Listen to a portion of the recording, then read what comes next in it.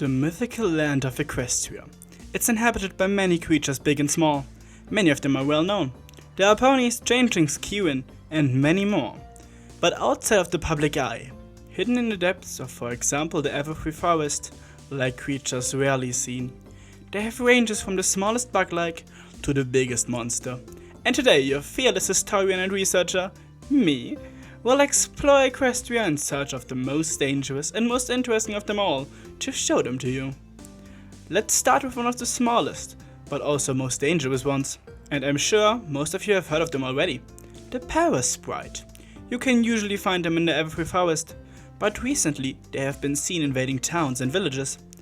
Those little flying creatures seem cute and cuddly at first, but quickly can grow to swarms of thousands and more. Then they start to devour everything in sight, and have been known to deplete the food sources of entire towns overnight. And the biggest issue is that they multiply even faster the more nourishment they get, so their numbers grow exponentially. The only way to get rid of them is lead them away with music. But it usually needs an entire band, or in some circumstances, just one reality-bending pink horse. They are an invasive species with little to no benefit for the environment, so it's best to try and keep them where they belong. On the opposite end of the spectrum resides one of the biggest creatures Equestria knows, the Ursa. It's been ages since an Ursa Major has ventured outside of their caves, so not much is known about them. But what we know is that a fully grown one is the size of a mountain.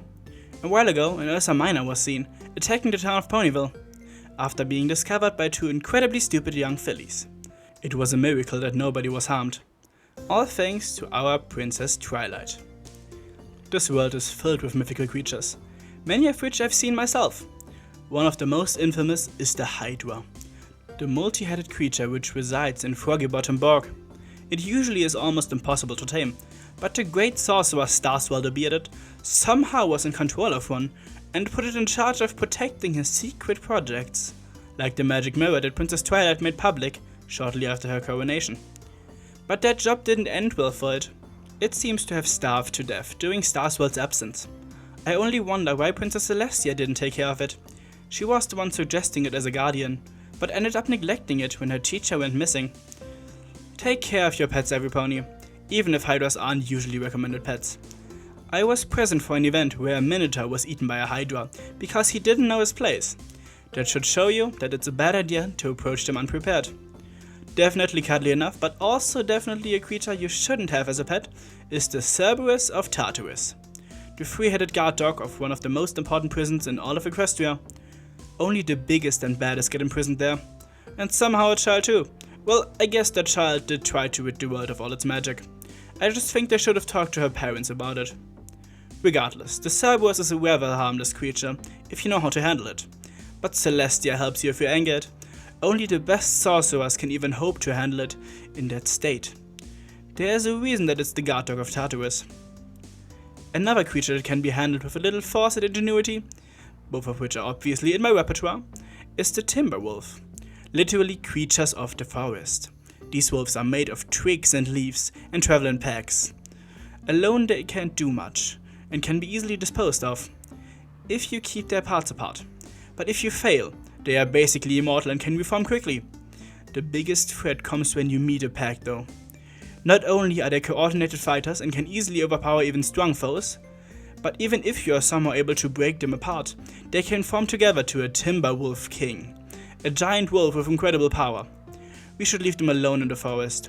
Wolves aren't usually hostile to ponies, as long as we don't threaten them. A monster that is more of a ghost, in more ways than one, is the Wendigo. For a long time, we weren't even sure they existed. They were a myth, a legend that you told little fillies who didn't behave. But in the years before Twilight's rule, they actually appeared, and I took the opportunity to study them. These winter spirits seem like flying ghost horses, and the cold weather they bring is no joke. I still haven't figured out how their magic works, or why they are attracted when the tribes are in turmoil, but at the rate Equestria has been attacked in the past years, I'm pretty sure there will be more opportunities for study. The last dangerous creature I searched out for today is the Mythical. We know of one or multiple living in the everfree forest, but we never knew for sure. We are aware that the princesses encountered one when working on the castle of the two sisters, as it's known in current day, Another one got spotted when Twilight and her friends first made their journey to defeat Nightmare Moon. And one was used in a magic show of a great and powerful pony. It potentially is a different one, but we only ever saw them alone, so we can't be sure. I need to do more research to make sure there are more. I'm aware of one imprisoned in Tartarus, but releasing a monster out of Tartarus lies beyond my permissions. It would be a shame if this unique species would die out. Speaking of, many of these fantastic beasts are very rare, and not much is known about their actual count. Explore, rescue, protect. That's my purpose as a researcher and a royal historian.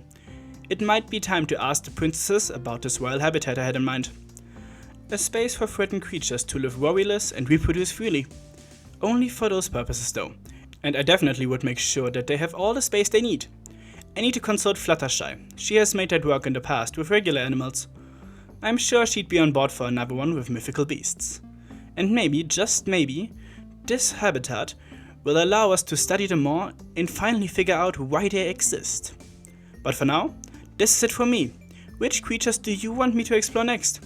Would you sign a petition for the mentioned mythical beast sanctuary? Let me know, join my Discord if we can discuss some more. Thanks to my patrons, especially to Maverick, and until next time, fellow bronies, ponyfellas, and bye.